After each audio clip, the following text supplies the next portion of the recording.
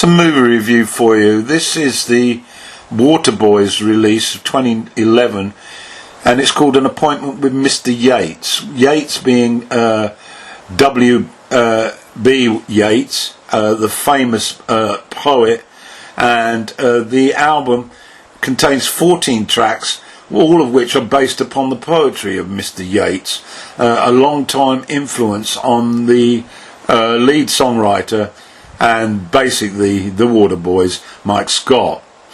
Now, a little bit of a background on the Waterboys. They were formed in Edinburgh in 1983 by Scott, but I first became aware of him a few years earlier when he fronted a band called the Another Pretty Face, and they started in '78 and released a number of singles and with some degree of success. And in December '81, Scott got fed up with that project and started the beginnings of what led to the Waterboys. We're laying down some tracks which appeared on the first album, self-titled, called The Waterboys. But I first came to the Waterboys. I had become aware of a Pretty Face for a friend, but I first really sat down and listened to the Waterboys music on the release of their second album in 1984 called A Pagan Place, and that one really hooked me in. And of course the follow-up to that was the smash hit This Is the Sea. So that's the background. In the early days, of course, the Waterboys weren't just Mike Scott. Carl Wallinger was a very influential member of that band, and he appeared on the first two albums, I believe, but then he decided on a solo career. So, now to this particular album. Now, my review is going to be a little bit different from what I've been accustomed to providing. I am doing a track-by-track breakdown of the tracks. I will be referring to information that I've obtained via the internet on the interpretation of these songs, and there will also be some contributions from Scott himself that I read to add more credence to the songs themselves, and so that is worth noting. So it's going to be quite a long review.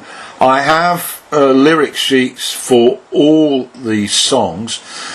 Some of the lyrics have been changed in small detail from the actual words that Yates wrote in the poetry. Scott changed those really to assist, I guess, in his ability to sing the poetic words. So that's how it's going to be, and there will of course be a full track list and a full look at the personnel on this record. So to this album then. Now, from the first hiss to the piano intro, it's clear that Scott's new album, the music's put to the poetic words of Yates, is going to be a journey, a tour de force. The Hosting of the Sea is a rousing opener, anthemic.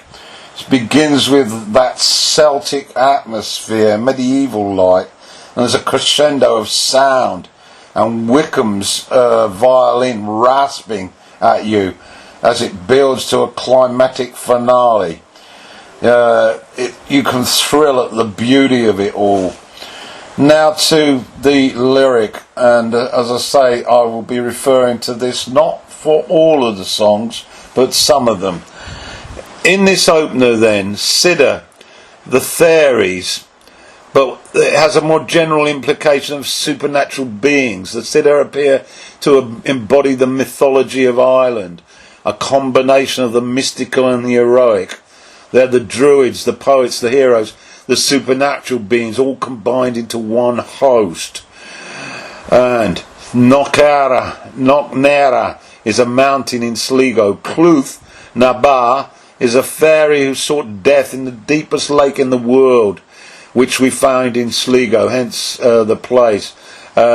Yates seemed to be implying that the mystical inspiration for his poetry was drawn both from searching the heavens, or the realm of the divine, as well as exploring the depths of the waters, which symbolise the deep wellspring of the subconscious mind. This place is Ireland as a sort of crossroads, a place where the divine and the human meet, where God consciousness blends with the magical power of human consciousness.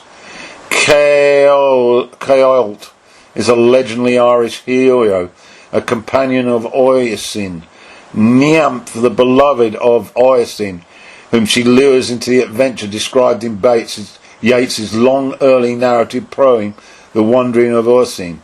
Her name means brightness and beauty. Now Mike Scott's input.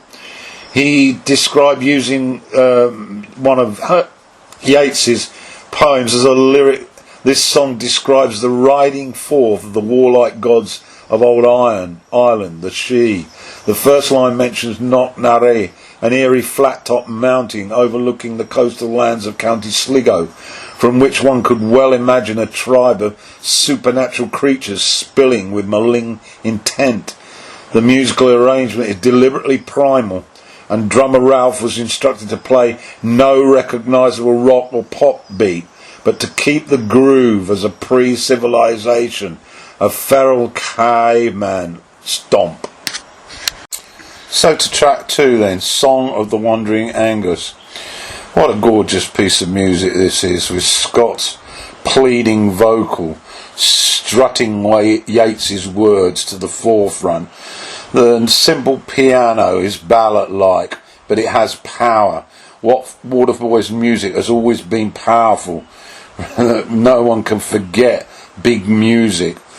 And then Kate Kim joins Mike on lead vocals, and it's a welcome contrast, but you need to listen carefully, as Mike tends to drown her out in the mix. There's some wonderful flute here. The 5 minutes of Idylia in this song captures the medieval fest of Ireland enchantingly. And it was written in the late 1890s. The poem's divided into 3 stanzas, and when you read it, the first half of the stanza represents the physical world, and the second half is folklore. The stories are based in Celtic mythology and tell one part of the life of the main character, Aengus. Describes Aengus as his quest to find a girl he once saw in his youth. The speaker describes an average day in which he decides to go fishing, makes a rod from a hazel tree and catches a little silver trout. And whilst his back's turned, the trout turns into a glittering girl who says his name and then flees into the woods, disappearing. She was utterly beautiful, with apple blossom in her hair. And from that point in his life, he wandered the world looking for her. And as he tells the story in old age, he still intends to find her, kiss her and take her hand. And they've remained together for the rest of time. Scott's comment, the lyric conjures a moonlit wood on a hallucinatory night in some old Celtic dream time, and the bard, Aengus, silver-bearded, wandering out in his quest. This music is the soundtrack for that vision. There's a great flute solo by Sarah Allen. To track 3 then, News for the Delphic Oracle, and we start again with some lovely flute and an oboe, I think, and it's medieval folklore again, and that rhythmic drum beat with the horns added, mixed a bit farther back, but the music takes us on that into a Celtic jig field, and Wickham comes into his own on violin. If you like atmospheric music, you've found it here. And I got a picture of a courtyard of distinguished aristocrats having a great time. Now the lyric, it's a passion play in 3 parts. In the first, we're hanging out with Pythagoras and the boys during the philosopher's golden age on an ancient Greek beach in an atmosphere of somnambulant bliss. In part 2, we ride on dolphins' backs through the dancing waters of the sea, between death and whatever unknown adventures follow it. And in the third passage, set to a crumbling waltz, we encounter human love, the kindling of sexual desire, and finally, at the gate of his intolerable cavern, the great god Pan. That was Scott's version on this song. A Full Moon in March then, track 4. It's a nursery rhyme put to march-like music. This is a rocker, and it would fill the stadium atmosphere tremendously. This is with the Waterboys, this is the sea era, and its power is personified with the keyboard lead. It's very 80s, I found. Scott's comments, a crack nursery rhyme set in a twisted psychedelic toy town landscape. Jack and Jill have gone to play, but Jill has murdered Jack. The chiming guitars by Scott and Joe Chester, and a lovely solo by James Hallowell. So to track 5, Sweet Dancer. Oh, this is Steve Wickham serenading you on violins, and the lyrics and words are luscious and lovable.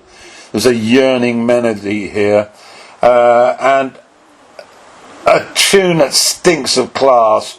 And Kim takes the solo lead for a verse. It's a song about extravagance and how it's viewed as an oddity, as a bit crazy, as a bit different. And Wickham uses his violin to talk to you. It's simply a gem, and I love it. And a few comments now from Scott. He created this from 3 Yates poems and set it to music. And fellow Scottish songwriter Freddie Stevenson was influential. The lead vocal by Katie Kim, as mentioned, and she's an exquisite singer from Waterford, apparently. To track 6 then, White Birds. This is a punchy, rockier sort of song. The lyric poem takes centre stage here, and you tend to want to look around at the beauty of the environment. It's a love story full of metaphors.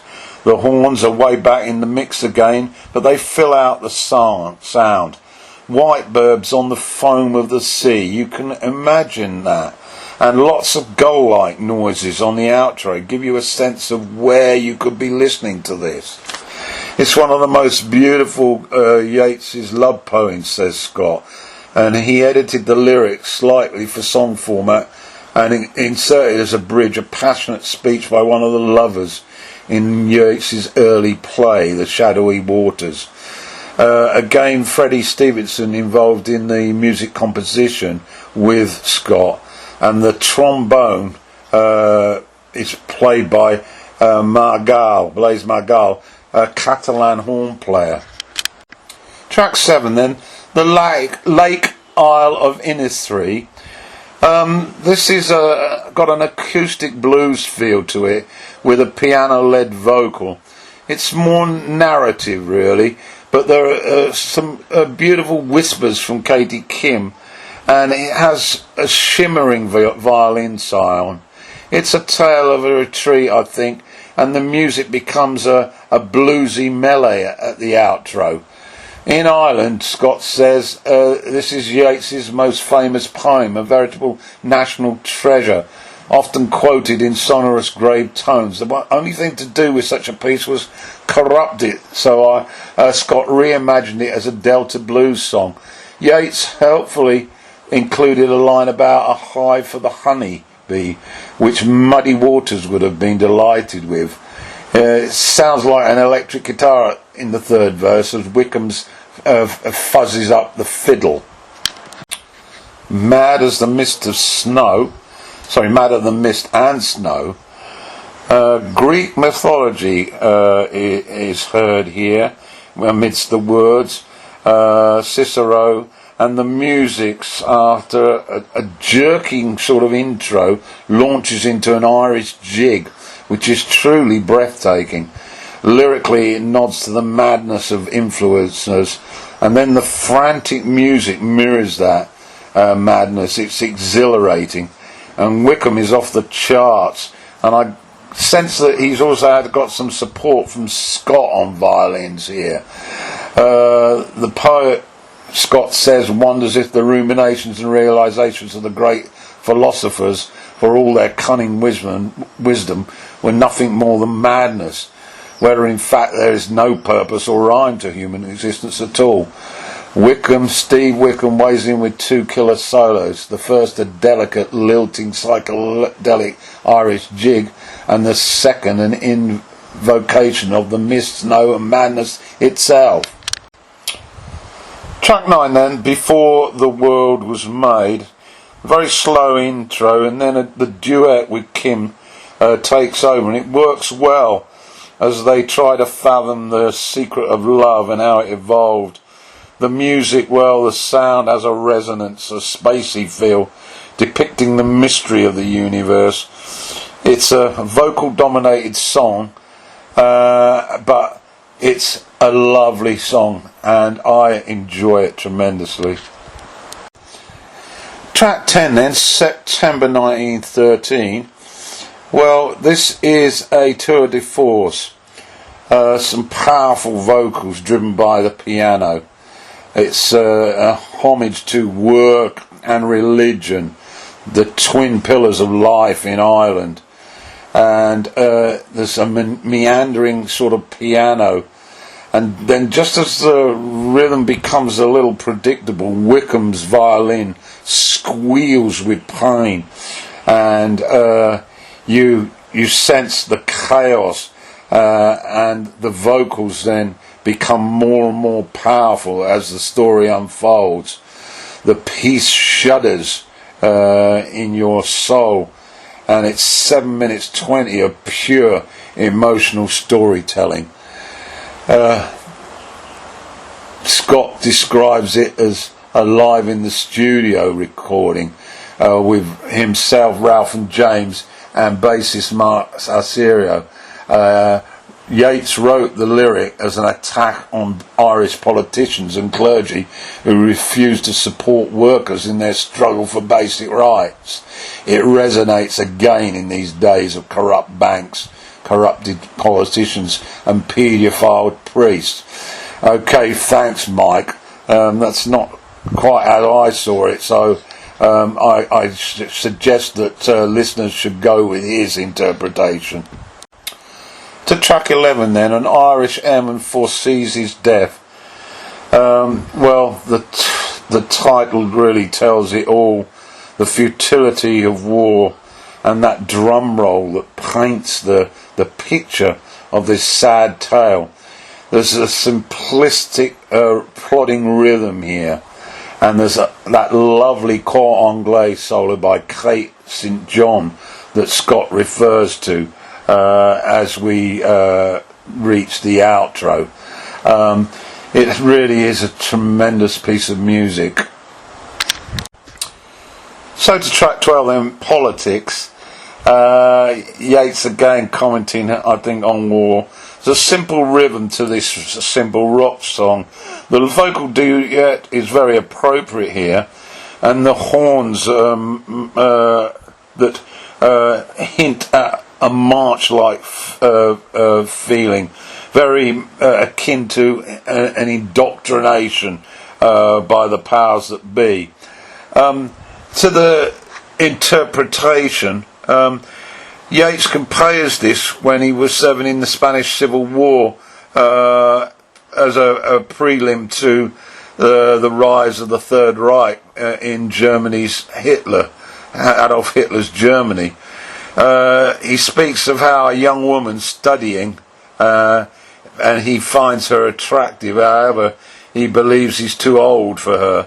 So instead of going over and holding her in his arm, he daydreams about it. the line before the beginning of the poem by Mann is simply a way to tell us that people use politics to discuss everyday activities. Yates does the same thing. A poem of one stanza and 12 lines. It's not rhymed, but it's the final poem in his final collections of poems about an aging man looking on a young beauty and feeling desire undimmed. So the penultimate track, then, track 13, Let the Earth Bear Witness. There's a nice piano vocal duet at the start, and the song builds slowly as the horns are layered with a touch of trombone, conveying a funeral-like feel. It's a homage to those lost in war, I guess, a tribute to their sacrifice, their integrity, and that they should be remembered forever. It's very moving, and Scott refers to the two verses from Yeats's play that he turned into the song. The first, They Shall Be Remembered, refers to the Irish freedom fighters during the struggles for independence. And when he was working on the music, he became drawn into the drama of the Iranian election protests. And he recognised the courageous people risking all to resist a fundamentalist regime. And he realised that Yeats's lyric applied to the freedom fighters in any culture at any time, as they sacrificed themselves to have a better life. So we reach track 14, the final track, the Ferries' last song, and it's a fitting epilogue. It's a slow classic rock song with tasteful guitar, soaring vocal harmonies, and a wonderful sonic sound from the horns. It's irresistible, it's seductive, and the wind noise that leads to a choir-like vocal ensemble, an a cappella. It's surreal, dreamlike, and apt for the Ferries' last song. Tremendous piece of work, symbolising the world changing. And Katie Kim sings that lament as a lone wind blows and we bid full farewell. So, I know that's been a lengthy description. I hope you've stayed with it.